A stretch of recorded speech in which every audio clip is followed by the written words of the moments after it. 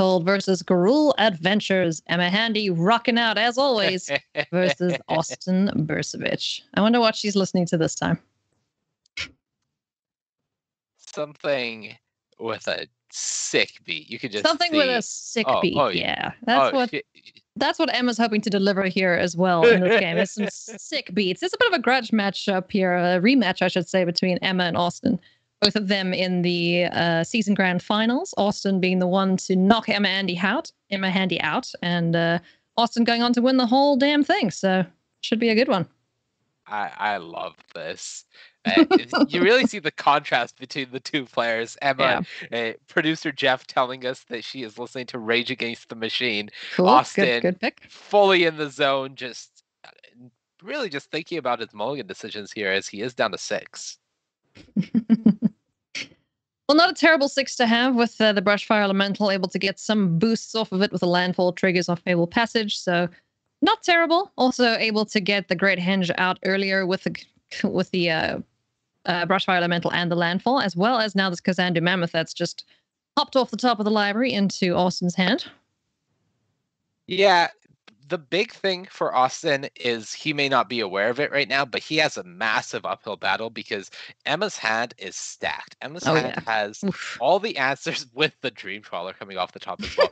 All the answers to the early game creatures that you would normally be afraid of from the Gruul deck, but you're also backing it up with access to the 1 copy of Cling to Dust that she has in her Esper Doom Foretold main deck, and that's going to be very clutch in case Austin tries to attack from the angle of the Ox of Agonis that I was mentioning earlier. If that's Austin's hope to try to get back into this game, he's going to get the very unfortunate revelation that the graveyard cards that he's hoping to grind with will not actually be relevant in this specific game. Yeah, not with that Cling to Dust hanging around. As you just see him look towards the heavens and go, "Why, dear land gods, have you betrayed me?" As another land off the top of the library is not what he wanted to see. And not a green source either to get that Kazandu Mammoth down. Yeah, Austin going to get this Mammoth down as soon as he can, which unfortunately is not turn 3, but really needs it to live in order to play this Great Henge in a reasonable time frame. And I don't think that's going to happen given the hand that Emma's got there. Yeah, no, I don't think there's going to be much living for any of these creatures for Austin in this game. Heartless Act, Elspeth's Nightmare, Skyclave Apparition, just answers aplenty here for Emma Handy. As we will see a Love-Struck Beast create a 1/1 human creature token, Heart's Desire. And that is a juicy target indeed for Elspeth's Nightmare, and Heartless Act is going to take care of the big boy. Yeah, the game plan for Emma is pretty clear right now. Don't let anything stick to the board. Her life total is the highest priority in this game, and as long as she can keep it up and keep the board clear from Austin, she's going to be feeling good. So this is a pretty perfect time to fire off this Heartless Act, untap, get Elspeth's Nightmare down, and even if Austin develops the creature, Elspeth's Nightmare's second chapter will deal with the Great Henge in hand in a relevant time frame, and then Emma still has access to both Skyclave Apparition and now Elspeth Conquers Death to deal with whatever Austin has as a follow-up to this past turn. And so Emma Handy just completely pressing the advantage here. Answers aplenty for anything that Austin can deploy. You just see him shake his head there. He knows that this is not going well. He'd love to get this Great Henge out, but that is going to be picking here, ripe for picking for the Elspeth's Nightmare. And whatever else he plays in the battlefield. Yeah, I'm going to do some translation here because what Austin was doing there with the frustration of the mouse was he was mousing over that mountain. And why is this a mountain? Because I believe he actually fetched that mountain. No, he drew the mountain last turn, but if that was another green source, he would be able to go Mammoth, play the Fabled Passage, get it to a 7/7, and play the Great Henge for 2 mana. But because of the lack of green sources, he doesn't have that line available to him, which leads to the frustration of why is this land what it is specifically?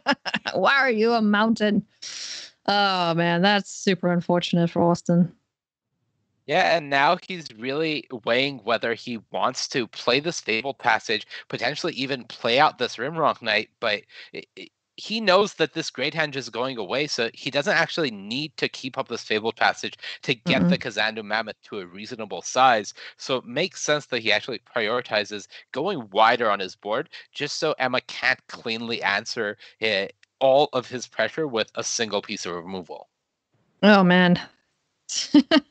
There's nothing more disheartening than having an empty hand when you look over your opponent and they've got, like, what, 4 cards in hand? Cling to Dust in the graveyard to play with? Yorion's still lurking in the companion zone. This is very hopeless right now for Austin, as Emma feels so confident that she just actually chooses to put Yorion into the hand with this Illuminate backup now. Yeah. Crow and War, not what you want to see off the top of the library here. Eliminate going to take care of the Kazandu Mammoth. Can swing in for 3 with the Rimrock Knight, but Austin Bursavich in dire straits here up against Emma Handy. As Elspeth's Nightmare now exiles the graveyard. And now just spoiled for choice. Well, you know, which way do we go? Let's go for Skyclave Apparition. It's almost like Eeny, Meeny, Miny, Mo playing that game with which piece of removal you'd like to use. Yeah, this is Emma just continuing to demonstrate that regardless of her life total, which is very safe right now, and regardless of all the great options she has in her hand, she's going to continue prioritizing keeping Austin's board clear. She does not want to set up a position where Austin can potentially just push through some damage with something like the Akroan War or an Embercleave. So rather than play Yorion there and potentially just put a large blocker on the battlefield, which would check that Rimrock Knight, she's like, no, it's fine. I'm going to play the Skyclave Apparition. I'm going to continue playing the slow. And she's going to get rewarded for it because she may not win the game immediately, but she's also making sure that there's no way to lose the game, which is just as valuable here as the Esper Doom Foretold deck in this matchup. Here we're going to see the Skyclave Apparition swinging in for 2.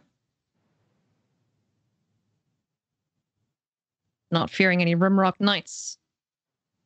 And here comes Yorion's Sky Nomad, going to bounce the Glass Casket and the Skyclave Apparition. This is something you're going to see quite often, as the creatures that come back are able to get exiled once again by Skyclave Apparition and the Glass Casket. So even if Austin were to wilt away the Glass Casket, it's just going to have one of the illusions underneath it.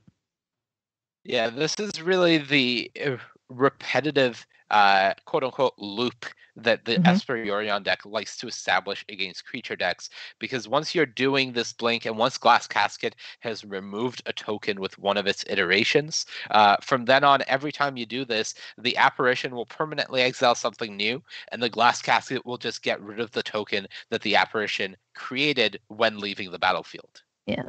So all these cards working so nicely hand in hand, as we see Yorion yoinked over to Austin's side of the battlefield.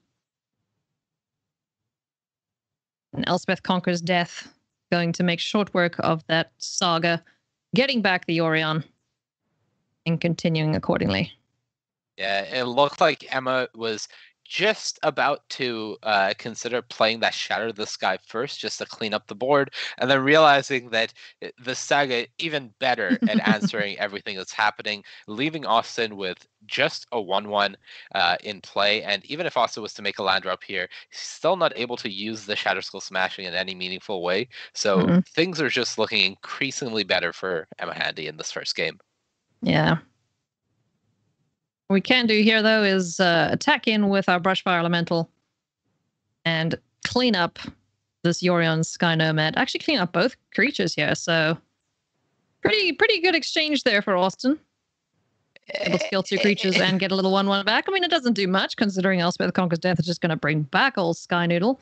Exactly. It's an exchange, right? But there's an ECD in play. He didn't even know about the Dream Trawler in hand, but this may just warrant a concession in and of itself. But yeah, I think with Yorion coming back, blinking this Glass Casket, putting Austin at no non-land permanents and no cards in hand.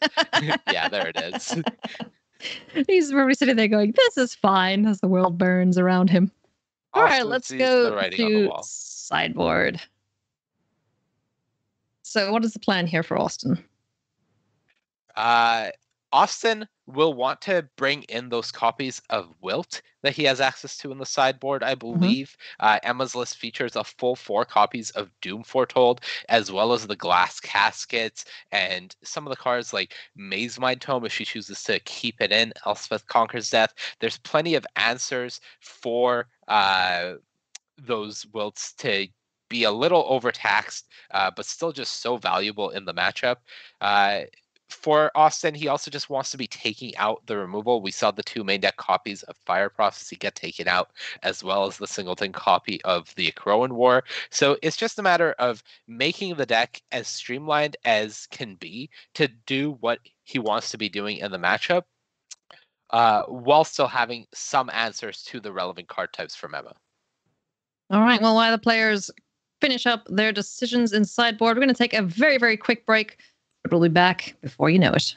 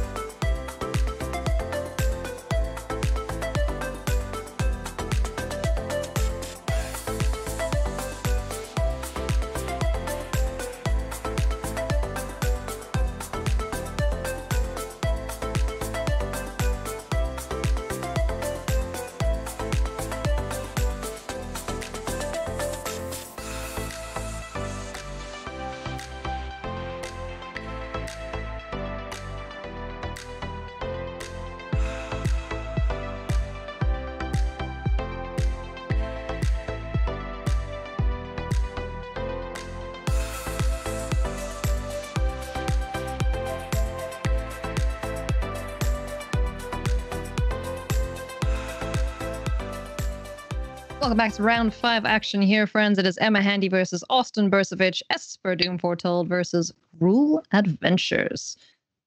Let's get game number 2 underway as Emma Handy picked up a rather convincing victory. Just not letting Austin get to do any of the fun things that Gruul Adventures likes to do. And take a look at the opening hands here. We've got Brushfire Elemental, Edgewall Innkeeper, and Kazandu Mammoth, as well as Embercleave for Austin. Gonna hope to deploy these threats this time and not have the hand disrupted as much as it was. But on the other side, we do see Doom Foretold, as well as Elspeth's Nightmare, just waiting to pick apart the hand of Austin Bursavich. Yeah, looks like a mulligan from Emma, if I'm looking at the hand correctly, but her 6 is quite reasonable. Does have the removal on 2 and removal on 3 leading up to the Doom Foretold, so certainly able to keep things fairly clear. For Austin, again, does have a curve, but a little bit of an awkward hand, as he did end up using that Fabled Passage to try to get this guaranteed Brushfire Elemental on 2. Never where you want to be, as you would much rather follow up the Elemental with the Fabled Passage for that large burst of damage. Yeah, Fabled Passage and Brushfire Elemental certainly are best friends, because Kazandu Mammoth likes to get in on that action too, as we do see 3 points of damage flung across the battlefield towards Emma Handy. Kazandu Mammoth is the follow-up, and here we're going to see a Heartless Act take care of the bigger of the 2 creatures.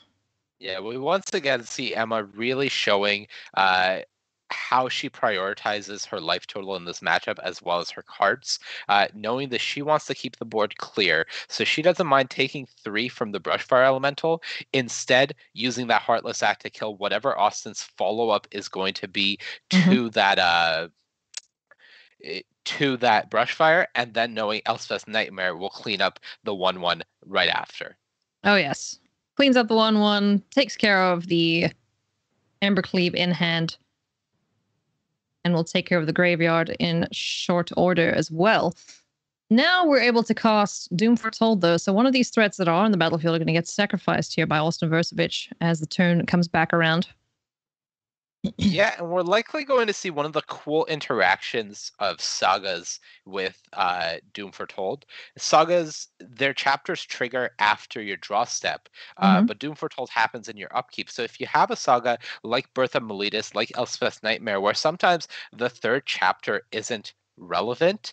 For example, it doesn't really matter if you exile Gruul's Graveyard. It's something you can feed to your Doom Foretold before that third chapter goes on the stack, and ensure that you keep your Doom Foretold for another turn cycle to continue cleaning up Austin's board. Talk about cleaning up. Now I've got Baneslayer Angel down too. Tell me about this card. I've seen it in quite a few lists this weekend. What makes it so good this time around? It's large. The Painflare Angel has a lot of toughness. It typically, for these Gruul decks, at least as they are built right now, it can't be answered except by a large Shatterskull smashing, unless the Gruul deck chooses to keep something like the Ikroan War in, which is not very typical these days. You Hmm. can't really afford to have dead cards in the matchup, especially when your opponent's list is only running a singleton copy of a card like Baneslayer Angel. The rest of the time, the Ikroan War would just be a completely dead card.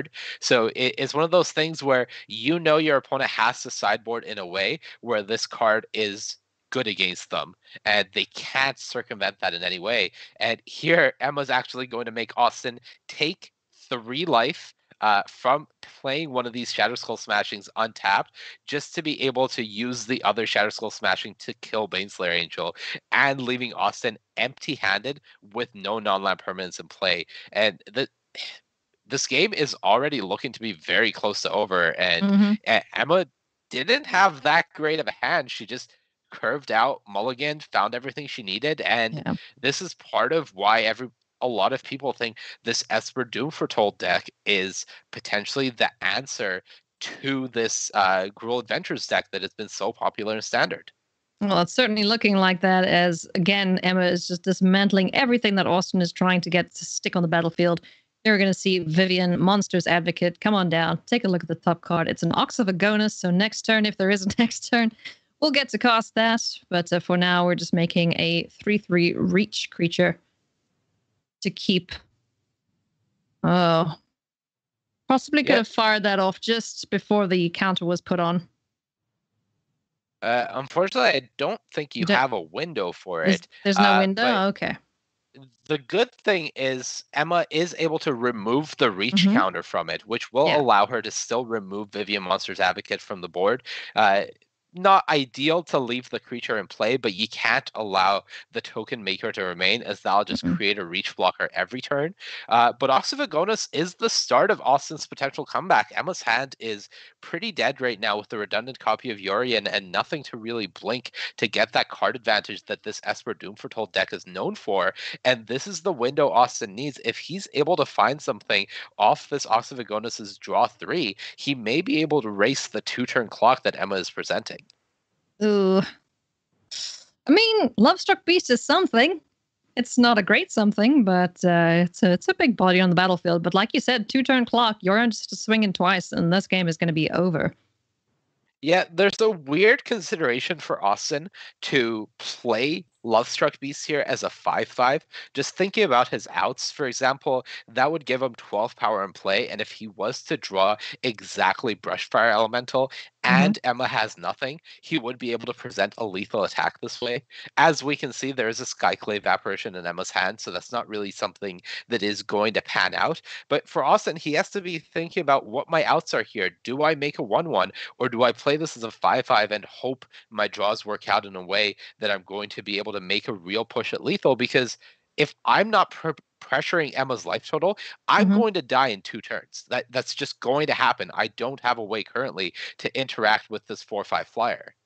Yeah, so certainly a case of play to your outs, as you can see him deep in the tank here. Thinking about the line, what gives him the best chance of winning here? I think I would play it as a 5/5, honestly.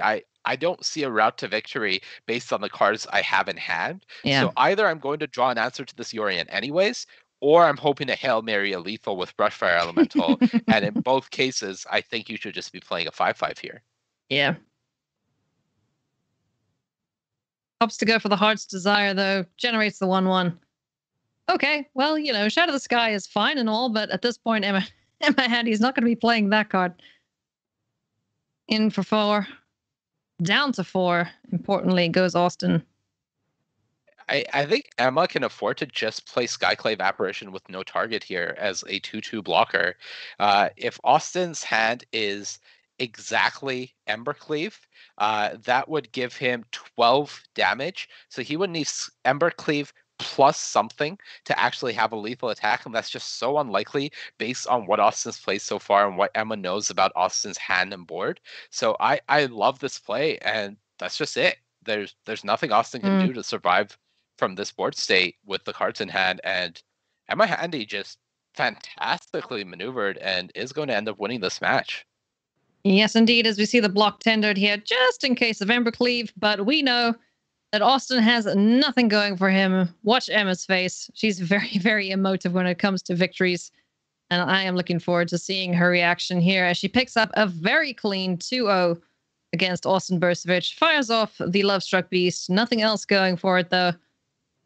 Let's go to attack. Let's swing in. Yorion, Sky Nomad, have a little bit of boost here from my Rimrock Knight. I wish there was a thanks. That'd be nice. And this is why I love watching Emma play, because you saw even on that very last block, she opted to take the extra damage just to make sure Oxyvagonus doesn't go to the graveyard, and Austin doesn't have the ability to try to dig himself out of that hole by getting to draw 3 new cards, just covering every axis. And Emma is just such an impressive player and brought a great deck choice for this week. I love it. Sure is, and a very good deck choice indeed. Let's see if Esper Foretold can get her even more victories as we continue on playing. But friends, we're going to go to a very quick interview with Emma and see what she has to say about that matchup.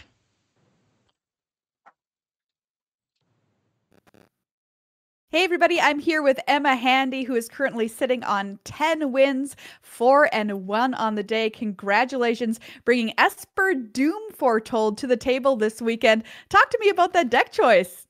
Well, I just have an infatuation with Foretold, if I'm being honest. If you go back and look at a bunch of my content around when Oko was legal, I was still playing Dance of the Manse even then. So honestly, I don't know how reasonable it is, but it's working out today, so I can't really complain. Yeah, and you put in a lot of work on this deck with your teammates leading up to this weekend. Talk to me a little bit about that. Yeah, absolutely. So this week, well, for most of these splits, I've been working with Matt Sperling, Jess Estefan, Autumn Burchett, and our new addition, Allie Warfield. We had 4 or 5 Discord calls over the course of the week with at least 4 of us, and usually 5. Just 2 matches going at the same time, testing matchups, figuring out what cards we thought were good, bad, what plans we thought were overrated or underrated. And really just felt like it was just kind of all hands on deck, everyone putting work in. And the fact that all of our lists are a couple of cards off from each other kind of, I think, communicates that everyone has their own opinions on the deck and everybody put their own work into it. And I think we landed in a really great spot. I think most of us are doing pretty well today. Yeah, it does actually seem like a super great choice for this weekend as far as what we've been seeing play out today. So with all the Rivals League competition and all that kind of stuff, you've been putting up amazing finishes in other tournaments as well, the Season Grand Finals, Mythic Invitational. For you, are you starting to feel more pressure that comes with performing at such a high level and doing so well? Or are you finally like, you know what? I'm where I need to be. This is where I should be. That's the one. It's that second one, if I'm being honest. So there's a lot of sort of pressure that comes with, being completely frank, I was one of the people who got a discretionary invite, and there's a lot of pressure that kind of comes with these sort of external forces being like, well, you didn't actually earn it, or feeling like you really still need to prove that you can hang, right? That you are among your peers and you're not actually just someone who gets to sit at the table. And I've been incredibly thankful that I've had great people working around me, that some things have broken well for me, and that I've been able to put up those results, because it really does feel like I've kind of been able to plant myself and say, no, look, this is the level that I can play at. I can make the most of these opportunities, and I'm really, really thankful for that. Have you gotten yourself into a groove too, playing all of these super high stakes matches at home? I mean, it must seem a little bit weird, but maybe now you're like, hey, this is the new normal and it's working out for me, or is it still kind of bizarre? I really like it for the most part. There are some things with any online interface where it's a bit more on the rails than paper Magic is, so you might end up having a misclick here or there that wouldn't ever happen in real life. You accidentally pass your turn when you're not supposed to, or something like that. But for the most part, I really, really like just kind of being by myself, being able to get into my own element and just focus on what's in front of me. At paper tournaments, a lot of the time I can end up falling into the trap of going, oh, dang, that's a pretty interesting board state they've got over. Oh, God, blocks. And not having that sort of distraction here has been just incredible for me. Well, speaking of being in your own element, I got to ask, what music are you listening to this weekend? Oh, my goodness. So it's actually varied a lot. The one that I've had on auto repeat the most frequently is Sleep Now in the Fire by Rage Against the Machine. Big. It just feels fitting right now. I don't want to get too much into it, but absolutely love that song. And that's if I had to pick a song, that's the one that I've been jamming out to the hardest. Awesome. Well, Emma Handy, best of luck to you the rest of today and the rest of the Rivals League. Thanks so much for talking with me.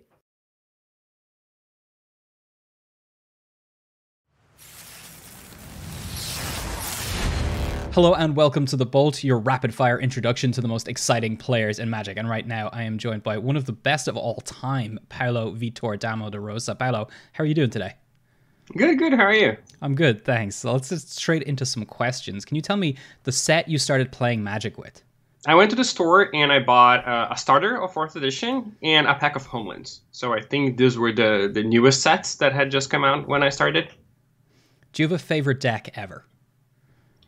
Probably, my favorite deck ever is probably Fairies. It's a blue-black tempo deck that you get to play aggro and control at the same time, so I really like that style where you have to transition from one to another. And I played it a lot, and I did quite well with it, so that would probably be my favorite deck.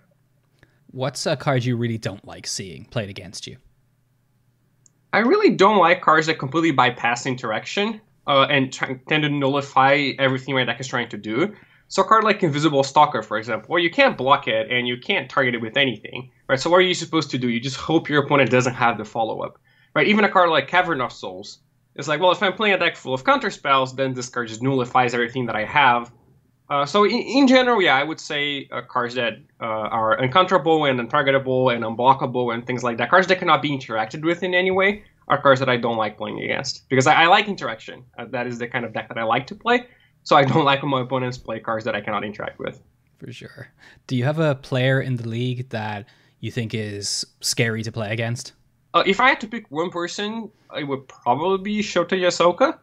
I think he's consistently underrated, definitely one of the best players in the league.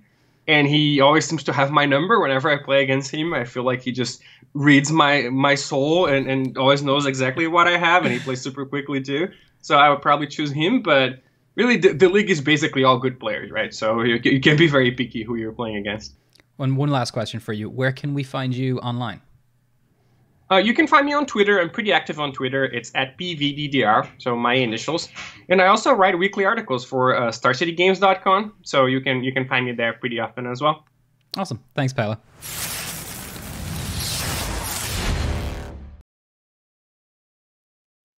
Hey everybody, welcome back to coverage of MTG League Weekend. I'm Maria Bartholdi. We're watching the Rivals today. Tomorrow we'll be checking in on the MPL with the round robin play, meaning they've got to play everybody else in their league by the time the leagues are finished at the end of the season. Every match win gets you a point, and those points are very, very important. Well, we're still here in round 5. We've got another feature match to share with you here. A couple of awesome players. We've got Christian Hauck versus Corey Burkhart.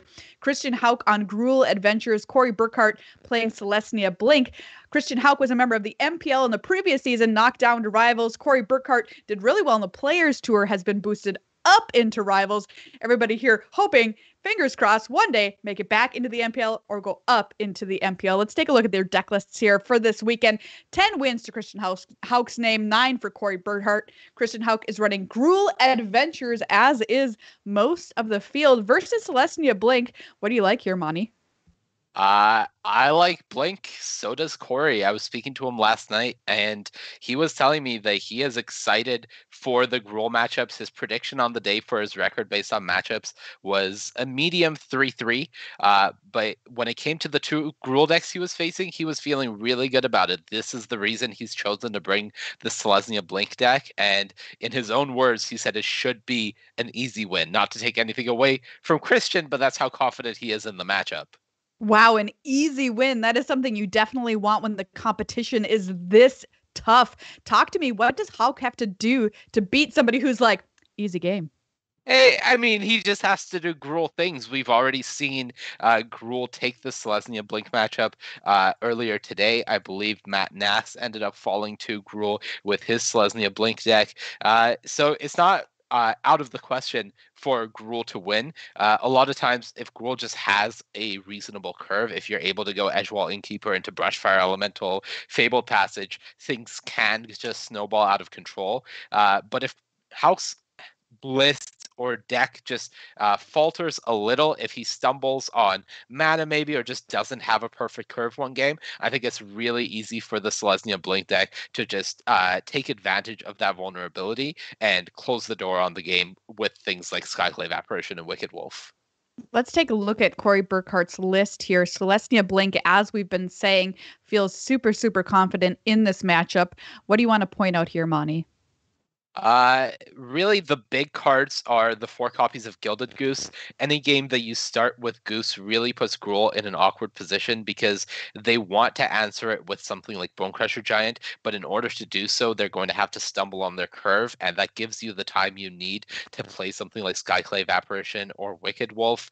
Glass Casket will be extremely important in this matchup, and it's all really just about making sure that you're able to continue keeping Gruul's side of the board clear, and a lot of your cards are trying to play into that game plan. I think as long as you don't allow Gruul to go too wide and get an Ember Cleave for a massive burst of damage down, the Selesnya deck should be able to keep control of the game. And 1 copy of Eugene, the Spirit Dragon, in the main deck. I would love to see that come down and do some sweeping action. Really cool stuff here. Excited for this matchup. Let's head down to the feature match area. Ailey Loney, the floor is yours. Thank you very much, Maria.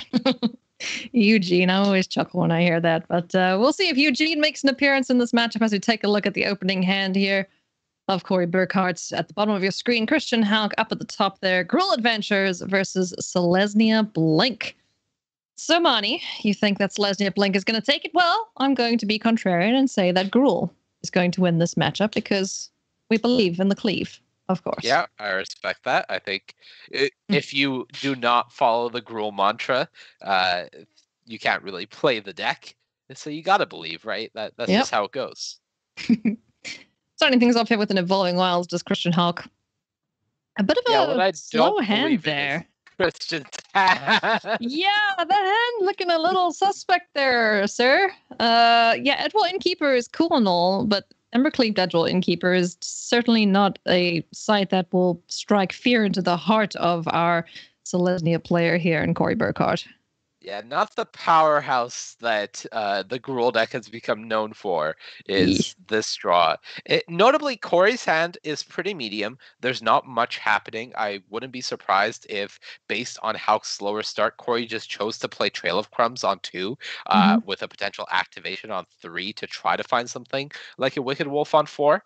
But yeah, considering Hauck is just not really doing anything, Corey is feeling great about the state of the game so far and doesn't really mind the slower hand on his side. Oh, I bet Christian Hauck minds the slower hand as another land comes off the top of the library. Edgewall Innkeeper just saying, put me in, coach. And Christian Hauck is saying, please, just give me an adventure creature on turn 4 so I can get some card advantage here, please. Yeah, this game is, unfortunately for Christian, just playing out exactly how Corey would want it to. And there we go. There's an adventure creature. That's the start of Hauck's comeback. That would put 2 creatures on the battlefield and prepare himself for a large Embercleave turn. So things looking up slightly here for Christian Hauck. Finds the Lovestruck Beast, so can go Edgewall Innkeeper into our Lovestruck Beast just as the 5/5. No Heart's Desire. We're going to skip straight over that. And let's see what's drawn off the top of the library here. Perhaps another creature to add to the growing tally. Trail of Crumbs activation finds another land. And what is drawn? It's another land. Oh, bother, said Pooh. That was not what Corey needed. And suddenly, even though Christian's start and his remaining hand is still just so unimpressive, he's now favored in the game thanks to just the burst of damage that is going to come out from this Lovestruck Beast Embercleave. Mm-hmm. Doesn't even have to put Edgewall Innkeeper at risk. Can just send the Lovestruck Beast by himself and get an Embercleave attached to it. Casual 12 points of damage. Feels good. Yeah, this is suddenly very scary now for Corey, and the game that should have been just so firmly in his favor. Just a matter of draws, right? It's Christian stumbled a bit in the early game, but this is the hallmark of Gruul, is they're able to cobble it around so quickly and get that massive burst. For Corey, those bursts don't exist. It's all about incremental advantage, and suddenly when you find yourself without an answer for a turn, which was the big concern from his initial keep, the game can go so wrong so quickly. Yeah. I mean, just mentioning like this burst of something happening, like the Gruul never do anything slowly. Like we've seen several times, all the people on Gruul this weekend, all the players, it's just, oh, there's nothing on your battlefield. Oh, all of a sudden there's 6 things on your battlefield and you have Embercleave and a Great Henge down. How did that happen exactly? All the other archetypes are just like, dee-dee-dee-dee-dee, twiddling their thumbs, playing one thing a turn, Yeah, Lattimore Visionary presents an interesting dilemma for Corey. He could put himself in a position where he just goes for the Visionary and tries to draw exactly Glass Casket, but it's extremely risky and the odds are just not very much in his favor. Instead, opts for the Yorion, which makes a lot more sense. Get that Trail of Crumbs blinked, and next turn you'll be able to go for Trail again, and hopefully this time you'll be able to find something like a Skyclave Apparition or Glass Casket to try to salvage this game still. Yeah. Lovestruck Beast coming in once again. Presenting lethal. Yorion jumps in the way. Protecting Corey Burkhart's face. So let's see what we can amass here next turn for Corey Burkhart, who really needs to find a way to deal with this Lovestruck Beast or get this Edgewall Innkeeper off the battlefield. Yeah, you saw at the bottom of Corey's library was an Elspeth Conqueror's Death, which I'm going to guess was put there off of Corey's mulligan, but would have been pretty nice here if he had access to that. And maybe a little bit of regrets, but obviously you can't plan for the draws going like this based on your opening keep. It's just an unfortunate byproduct, and there aren't many draws that now get Corey out of this, unfortunately.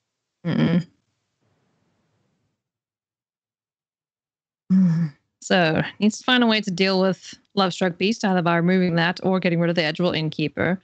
Another threat on the battlefield. Turn Timber Symbiosis is not going to do it. So let's go dig in with Llanowar, see if we can find a Glass Casket. I don't. Is that it? Is that what we need to find here, or is there something else that can... I think that is it, but I don't way. think Lattimore Visionary is the way to do it. I think Corey may have needed to go cracking Trail of Crumbs, or the food, I guess, to try to find the Glass Casket, and that would have maybe given him a shot. If he removes exactly the Edgewall Innkeeper, he would have been able to live at, I think, 2 life question mark. It would have been extremely close. I didn't see the exact math there, but yeah, just unfortunately didn't have what it took. And believe in the cleave, as you said, Ailey. House hand did not look good, but it had the cleave, and that's all that matters in the end. That's all you need. That's all you need in the end, is just an Embercleave and a big old body to put it on, and that came timely with the arrival of the Lovestruck Beast. So we're going to take a very quick break, my friends, but when we come back, we'll see how this match plays out between Christian Hauck and Corey Burkhart, so don't go anywhere.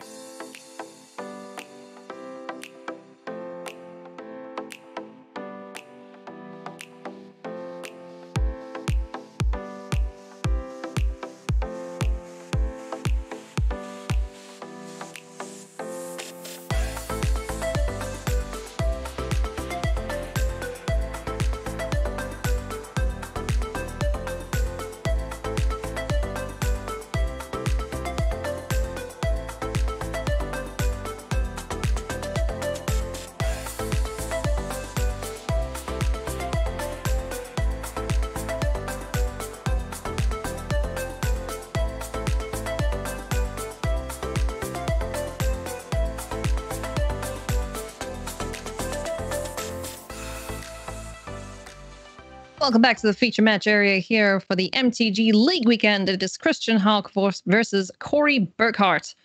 So the sideboarding decisions are done. Let's take a look at these opening hands here. Glass Casket, Skyclave Apparition, as well as a Wicked Wolf and Elspeth Conquers Death in hand for Corey Burkhart.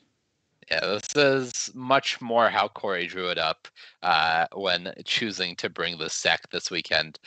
This is the type of curve that he's looking for. And notably, it's much more likely post-board. Corey has access to 2 more Glass Caskets, putting him at the full 4. He has access to 2 Giant Killers, which are excellent against Gruul. So now he's more likely to have hands like this, which are full of answers for what the Gruul deck is bringing. For sure. As we get things kicked off here with a Lovestruck Beast, Heart's Desire, excuse me, and a Glass Casket waiting to just trap the Lovestruck Beast, or an Edgewalling Keeper should it be played here. Gonna go for the second Heart's Desire, follow it up with the Edgewalling Keeper. Now an army of 1/1s lines Christian Hawk's battlefield. Yeah, for Corey, likely to play the Skyclave Apparition here, get rid of that Innkeeper for good, blank these 1/1s, and now Hauk is left with 4 lands in hand and just 2 Lovestruck Beasts in the Adventure Zone. So pretty nice advantage for Corey at the moment, given how the game has started so far. Yeah, looking pretty good here. Able to follow up with a Glass Casket. Wicked Wolf, not very good at the moment. Just picking out. Oh, I say that now. The Gilded Goose has shown up, so next turn we'll likely see the Wicked Wolf come down and take care of this Lovestruck Beast if the Glass Casket doesn't get there first. Yeah, I would guess that Corey is going to go for the Goose plus Casket this turn, just prioritizing keeping his life total up. I think that is what we've seen many players like Emma, like Corey now demonstrating as the key to beating this Gruul matchup is not putting your life total in danger as much as possible. If Hauk follows up next turn with another Lovestruck Beast, Corey has that Elspeth Conquers Death waiting in the wings, ready to answer it. So just prepared in case of the follow-up threat coming from Hauk. Now remind me, Marnie, the second part of Soul Seer, that deals with artifacts as well, or is it just the deals 5 damage? Soul Seer, I believe, deals 5 damage to a planeswalker or creature, and it loses indestructible, I want to say. Yes, that's it. Just trying to remember that. I'm like, what do you do again? Yeah, there is a second line of text to it, but I believe it loses indestructible. Okay. All right, so now, second Lovestruck Beast down on the battlefield. We've got the 5th land. We're able to fire off Elspeth Conquers Death to get rid of this second Lovestruck Beast. If Corey so chooses, what else is he contemplating at the moment, do you think? The big thing for Corey is just knowing that if he plays this Elspeth Conquers Death, the 3rd chapter will get no value at the moment. So maybe thinking whether he wants to start with an attack with the Apparition and maybe finish the Lovestruck Beast off using a Wicked Wolf instead. But honestly, at that point, it would just be getting fancy. This makes a lot more sense to just get the ECD down, clear it off, keep your life total up, and hopefully Hauk just continues drawing lands from Corey's point of view. Hey, there's nothing wrong with fancy, okay? There is we like nothing fancy. wrong with fancy. 2/1/1 swinging in here as Yorion Sky Nomad drawn off the top of the library. Hello. Hey, should we hit a big old reset button? I think Corey would love to hit a big old reset button. Just taking a look at the sideboard, there's Corey just wondering, okay, am I safe to do this? Am I in the clear? And if you're worried about what could go wrong here, yeah, what could possibly go wrong? First things first, going to swing in for 2 points of damage before we even think about sky noodling. And then here we go. Send away all of our permanents, bringing them all back. Maybe not that food token. Let's keep the food token can stay. That does nothing when it enters the battlefield. So That gets to stay and hang out. Yeah, this is going to be this is the fun part because the glass casket means the Lovestruck Beast is coming back into play. That gives us a new target for our Elspeth Conquers Death, and then we'll glass casket one of the tokens, and no target for that Skyclave apparition, as rightfully Corey goes for the submit 0. And yeah, this is this is where the Selesnya Blink deck really thrives in this matchup. This is the type of board state that your entire game plan is trying to set up, and this is where it just feels almost impossible for Gruul to come back from. Yeah. Snowballing advantage, just being able to reuse all of these permanents in the battlefield. It's too much to come back from. Christian does have a few answers in hand, though, for the big ol' Yorion Sky Nomad, but gonna have to wait a few turns before deploying that. Yeah, just can't afford to cast them in a time where it would put the Yorion in the graveyard to come back with Elspeth Conquers Death. And this also means that for another turn cycle, he's going to be suffering under the tax from Elspeth Conquers Death. Sure, as Corey's just deciding what he wants to deploy next. Is it going to be the Wicked Wolf, or are we going to go for the card draw on the Llanowar Visionary? Likely both. I think Corey was just doing a check to make sure that there's no board wipes in Hauk's 75. As long as there isn't, there's no real punishment for him to go wide, especially having drawn the second copy of the Wicked Wolf. I think it would be very reasonable for Corey to just play a wolf there and remove one of the tokens, but choosing to play it a bit slower, maybe wanting to leave a food just in case or create another food token. Yeah, just keep Christian guessing as to what's in hand there. The Wicked Wolves likely wanting to find a better target. Yeah, and Christian is continuing to feel the effects of this Elspeth Conquers Death tax, as now if he does want to cast Heart's Desire, he will have to pay 3 mana for it this turn, which is not a reasonable rate. That's what I call value money. Come on. 3 mana for a 1/1? Hauk is not a fan of value then, Ailey, because he passed on that bargain. Oh, you missed out on an opportunity of a lifetime there, sir. As no target for Elspeth Conquers Death, the spell fizzles, but Glass Casket and Wicked Wolves in hand here for Corey Burkhart. And enough food to actually kill the Lovestruck Beast this turn. Yeah, this is going to be a little awkward for Corey, as I don't believe there is a way to... Oh, there's still the Gilded Goose up. Okay. So he needs to be aware of Soulseer and make sure that each of these triggers resolves individually. Otherwise, he will get punished by that Soulseer in Christian Hauk's hand. As it is, this will still be a trade because Soulseer can make the Wicked Wolf not be indestructible, but Corey can respond to this by making a food with Gilded Goose and sacrificing the 2 remaining tokens. That's what we're going to do right now as Gilded Goose jumps into action, generating another food token. And giving the Wicked Wolf something extra to chomp on. And you see Corey holding full control, doesn't want to mess up this sequence, wants to make sure everything is done right. And I think that that's something that is really necessary for this level of competition. Is sometimes Arena just skips over things, right? So you need to be sure that in the crucial moments you are making the right decisions and allowing yourself to get it right. Did get it right, manages to keep the Wicked Wolf alive, getting rid of that Lovestruck Beast, and swinging in now for a big old chunk of damage. Down to 2 goes Christian Hauk. And interestingly enough, because of the timing, because of the timing of Christian Hauk's Soulseer, Corey actually had a trigger still resolving after the resolution of the Soulseer, meaning that the Wicked Wolf gained indestructible again after losing it, so it did end up surviving there.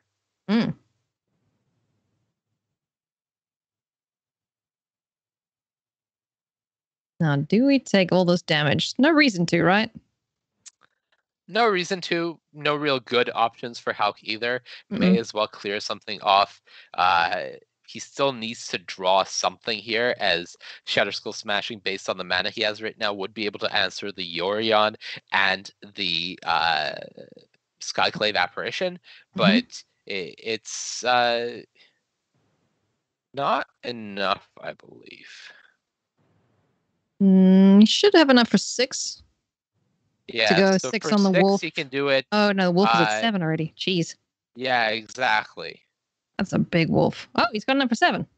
Ooh, okay. 8. That'll deal with that. I think I misunderstood the wording on Shatterskull Smashing. Oh yeah, if it's 6, if x equals 6, then it does it twice. Twice so x divided. more, yeah. So you are actually dividing 12. Okay. Yeah.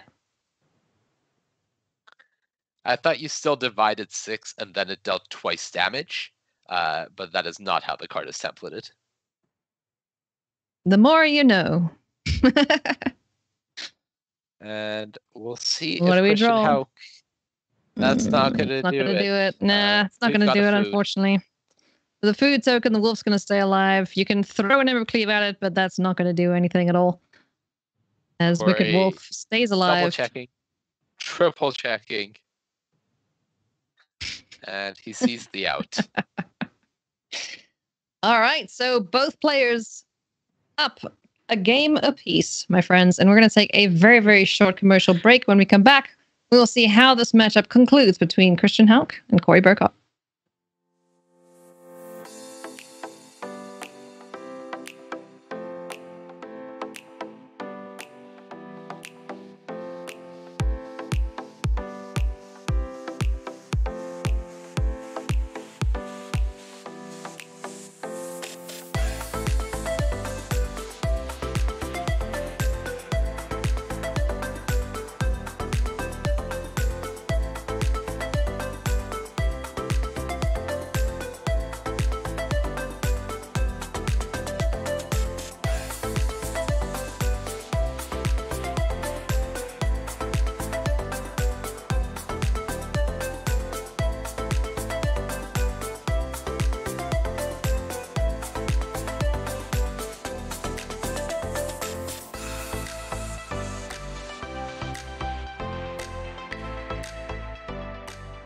Welcome back to the feature match area here, friends. We are just checking out the sideboarding between Christian Hauk and Corey Burkhart.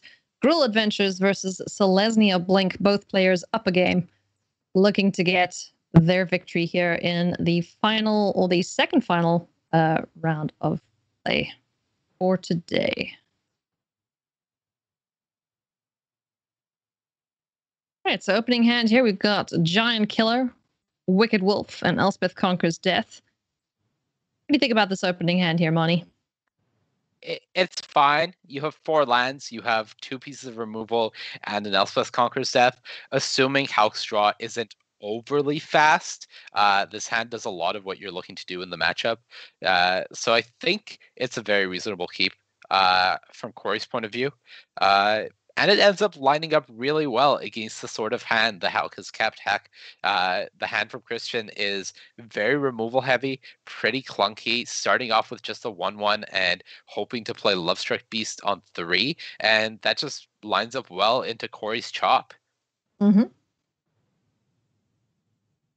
Heart's Desire getting in for 1 point of damage, does the little token. Trail of Crumbs. That's a card you like to see. Yeah, I think this is really giving Corey pause because right now he has a lot of the heavier things that his deck already does. So maybe thinking that he would like a backup piece of cheap removal, like a Skyclave Apparition or a Glass Casket, but it's just so difficult to turn down the Trail of Crumbs. And I think that's why we saw a bit of a pause with Corey ultimately deciding to keep it. So Trail of Crumbs, the draw then. Giant Killer, going to take care of the Lovestruck Beast first and foremost, and pass the turn back. Yeah, we're going to see it chop down and continuing to just keep Hauk's board as clear as he can. So it's really a race here to push the advantage for Christian Hauk. Try and get this game over and done with as quick as he can, because as soon as things like Wicked Wolf start coming down, the Trail of Crumbs, the life gain, all that, just it's going to be a bad time indeed. And Scorching Dragonfire Is a bad time indeed here for Corey Burkhart. Yeah, I think that was Corey going a little too fast and not readjusting to that draw of the glass casket. The glass casket gave him a very clean turn in Trail of Crumbs plus casket to deal with the Brushfire Elemental. The fact that Hauk's hand has been moving pretty slowly, and he left up 2 mana, should have given Corey some pause there. But as it stands, it's now Corey falling significantly behind and having to play catch up against what is suddenly looking like a very scary board. Yeah, this is looking terrifying if you're on Corey Burkhart's seat. So Glass Casket can come down and deal with one of these threats. He's got to be praying and hoping for no Embercleave. As we see Glass Casket take care of the Bonecrusher Giant. And Giant Killer is going to come down and jump in the way of one of these creatures. Well, the 1/1, since Giant Killer can't be blocking Brushfire Elemental, but this is one time that hopes and prayers may get answered here, as there is no Embercleave right now for Christian Hauk, but there is now a Vivian Monsters Advocate, which is going to be just as scary. Yeah. Or not just as scary, but pretty close to it. It's still pretty terrifying. It's not something you want to see when you're this far behind, as we'll see the Brushfire Elemental swing in here for 3 points of damage. As you mentioned, can't be blocked by creatures with 2 or less power. Poor little Giant Killer can't do anything about it right now, but this is looking really, really bad for Corey Burkhart as Christian Hauk just continues to step on the gas and wants to get this game over and done with as quick as he can. Yeah, this is actually potentially looking like game, as Corey can't see it, but there's a copy of Fabled Passage sitting on top of Christian Hauk's deck, and that's going to pump this Brushfire Elemental up to a 5/5 single-handedly, and none of the options look good for Corey here if he is to play Elspeth Conquers Death and deal with Vivian, which is the most reasonable line for him. He's already hanging on by a thread, and that Soulseer in hand would be enough to complete this game. So really no good options for Corey Burkhart, and I think he knows it. He knows that he's staring death in the face, and here it comes with the reveal of this Soulseer. Unfortunate loss for Corey, since this was one of the matches that he had counted on as a potential W for the weekend.